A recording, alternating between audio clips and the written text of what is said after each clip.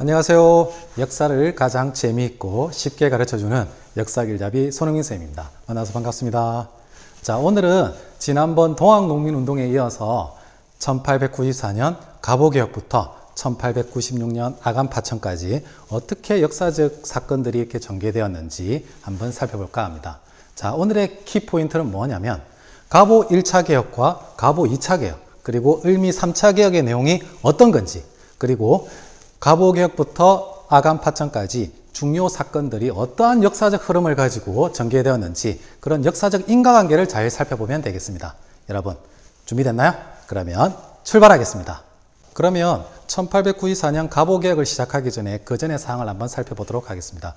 여러분 1894년에 동학농민운동이 터지고 농민군들이 전주성까지 점령하게 되니까 이에 당황했던 조선정부, 누구한테 도움을 청했었죠? 청나라한테 SOS를 쳐서 청나라가 군대를 파병하니까 일본 또한 텐진 조약에 의거해서 우리도 군대를 파견하겠소모니다 하면서 군대를 파병하게 됩니다.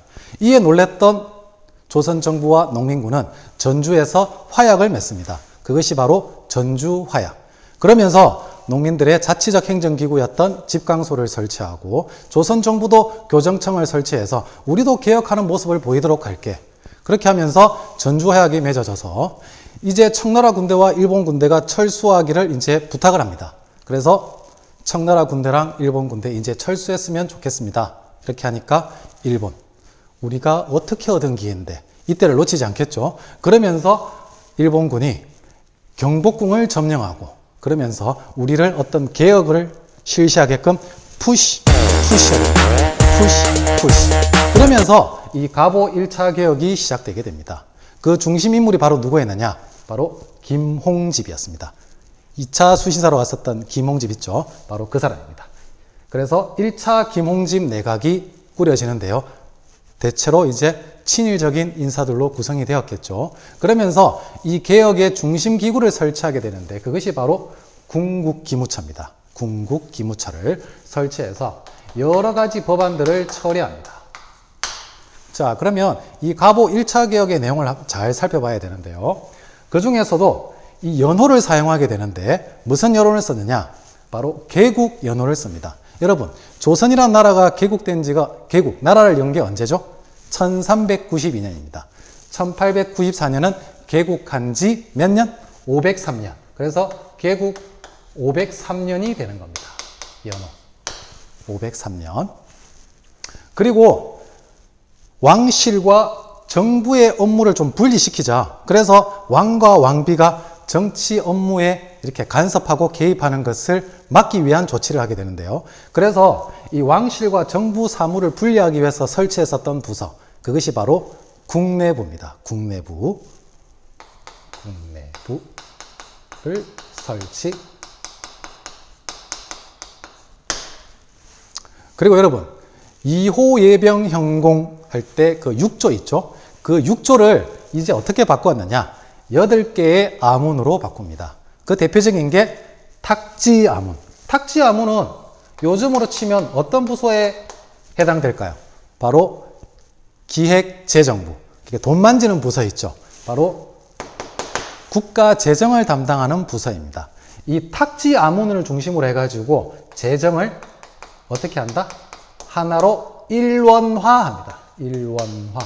쉽게 말하면 돈 들어오고 돈 나가는 창구를 탁지아문으로 통합하겠다. 그리고 제일 중요한 부분이죠. 이제 드디어 신분제가 폐지됩니다. 신분제가 폐지됩니다. 사실 신분제가 폐지되는 움직임은 그 전부터 있었습니다.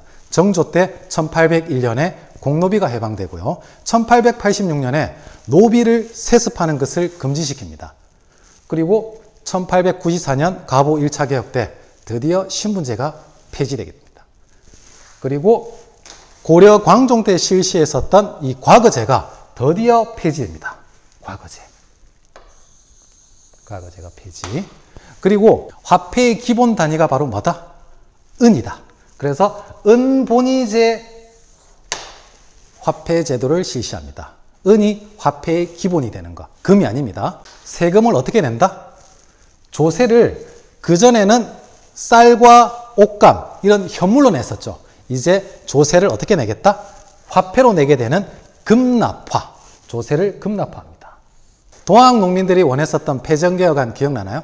바로 청산가부의 재가를 허용해달라. 이제 드디어 과부들도 다시 결혼할 수 있게끔 허용합니다. 과부의 재가 허용. 이렇게 이 가보 1차 개혁 때 상당히 많은 개혁들이 추진됩니다. 이때 개혁의 성격은 어땠을까요? 가보 1차 개혁을 일본이 이렇게 우리나라한테 이렇게 개혁을 실시하게끔 푸시한 다음에 청일 전쟁을 이제 일으켰기 때문에 개혁에 간섭할 겨를이 없었습니다. 그래서 이 김홍집 내각을 중심으로 해가지고 상당히 자주적 성격을 좀 띠고 있습니다. 어쨌든 일본이 가보 1차 개혁을 실시하게끔 이렇게 우리를 압박했었고 결국 청일 전쟁을 일으켰었죠. 그리고 동학 농민군들을 어디에서? 바로 이 시금치 동생이었던 우금치에서 결국 진압하게 됩니다. 그러면서 이제 서서히 청일 전쟁에서 승기를 잡아가게 되니까 일본도 좀 여유가 생겼겠죠. 그래서 이제 개혁에 본격적으로 개입하려고 합니다. 그것이 바로 뭐다? 가보 2차 개혁이었습니다. 가보 2차 개혁. 이 가보 2차 개혁에서는 좀 눈여겨볼 만한 것이 바로 이제 가보 1차 개혁의 중심 기구가 있었죠. 군국기무처를 폐지합니다. 군국기무처 폐지. 그리고 여전히 내각의 중심 인물은 바로 누구였다? 바로 김홍집이었습니다. 김홍집. 어떤 이 처세술의 달인 같아요. 계속 김홍집이야. 거기다가 누구를 투입시키느냐? 갑신정변 때 일본으로 망명했었던 상당히 친일적인 인물이 있었죠. 바로 박영효를 투입시켜서 이제 김홍집, 박영효, 연립, 뚜엔 내각을 결성하게 합니다. 그래서 본격적으로 이 가보개혁에 일본이 간섭하게 되는 겁니다. 그러면 2차 가보개혁 내용을 한번 살펴볼게요. 팔아문 있죠? 이 팔아문을 7부로 개편합니다. 7부, 7개의 부. 그래서 아까 탁지아문을 어떻게 바꿨을까요? 바로 탁지부가 되는 겁니다. 탁지부. 여전히 탁지부에서 재정 문제를 담당했었겠죠. 그리고 전국을 8도에서 어떻게? 23부로 개편합니다. 전국을 8도, 경상도, 전라도, 충청도 있죠. 이것을 23부로. 그래서 8도 비빔면이 아니고 23부 비빔면 이렇게. 그리고 사법부를 독립시킵니다. 사법부. 이 사법부를 독립시켰다는 말은 무슨 말일까요? 바로 전문 재판소를 설치했다는 거죠. 보통 이 사법, 재판은 누가 담당했을까요? 조선시대 때. 바로 지방관이 군사, 사법, 행정을 다 담당했기 때문에 사실 공정한 재판이 이루어지는 것은 거의 복불복이었습니다. 그래서 이 사법부를 독립했다는 것은 쉽게 말하면 전문 재판소를 설치했다는 말입니다. 여기서 제일 중요한 부분입니다. 전문 재판소를 설치. 그리고 고종은 이 가보개혁의 내용을 천명하는 일종의 헌법을 발표하게 되는데요. 그것이 바로 뭘까요? 바로 홍범 14조입니다. 홍범 14조. 개혁 이런 방향으로 나아가겠다. 그리고 청나라의 간섭으로부터 좀 벗어나겠다. 이런 내용. 그리고 눈여겨볼 만한 것이 바로 교육입국조서입니다. 교육입국조서. 이게 무슨 말이죠? 교육이 나라를 세우는 근본이다. 그래서 근대적 교육 제도를 마련하게 되는데요. 그 대표적인 게 바로 학교 세워야겠죠. 바로 소학교. 소가 다니는 학교가 아니고 요즘으로 치면 초등학교. 그리고 선생님들을 많이 양성해야 학생들을 가르칠 수 있겠죠. 그래서 선생님을 배출하는 학교를 세우게 되는데 그 대표적인 학교가 바로 한성사범학교입니다. 한성사범학교. 이렇게 가보 2차 개혁의 내용을 여러분들이 1차 개혁의 내용과 이렇게 구분지어서 살펴볼 수 있어야 합니다. 자, 여러분 잘 이해되나요? 선생님이 얼굴 각도를 좀 바꿨는데 이쪽이 좀 괜찮나요? 자, 한번 보겠습니다. 자, 1895년 결국 청일전쟁에서 누가 이겼느냐? 진짜 아무리 중국이 청나라가 진짜 이빨 빠진 호랑이라고 했지만 설마 저 일본 섬나라 원숭이한테 지겠어? 이런 생각이었는데 결국 일본이 승리하게 됩니다. 그러면서 무슨 조약을 맺었느냐? 일본 약간 욕 같은데 시모노세키 항에서 이 시모노세키 조약을 맺게 됩니다. 거기서 결국 어떤 내용이 결정났느냐? 바로 이 랴오뚱 반도를 일본한테 넘기는 내용이었습니다. 그리고 배상금을 지불해야 되겠죠. 이 전쟁에서 진 나라는 엄청난 배상금을 지불하게 되는데요. 2억량에 해당되는 어마무시한 돈을 지불하게 됩니다. 결국 일본은 이 돈을 받게 되면서 본격적으로 제국주의 국가로 거듭날 수 있는 재정 기반을 마련하게 됩니다.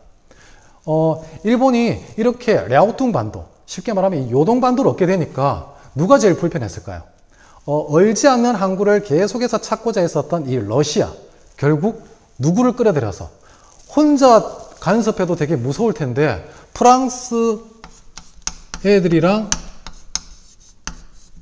이 독일 애들을 끌어들여 가지고 세 나라가 야 일본 미쳤냐? 야 토해내 하니까 일본 결국 요동반도 먹으려고 하는데 우와 소화 안 돼가지고 이렇게 토하게 됩니다. 자, 이 삼국 간섭을 받던 조선 정부 어떤 생각을 하게 됐을까요? 와 러시아 존멋 엄청 멋지다. 그렇게 하니까 결국 무슨 내각이 만들어졌을까요? 바로 3차 김홍집 내각이 만들어지게 됩니다. 김홍집 대단하죠. 이때 내각의 성격은 어땠을까요? 러시아랑 친하려고 하는 내각이 들어섰겠죠. 그래서 3차 김홍집 칠러 내각이 들어섭니다. 칠러 내각. 이렇게.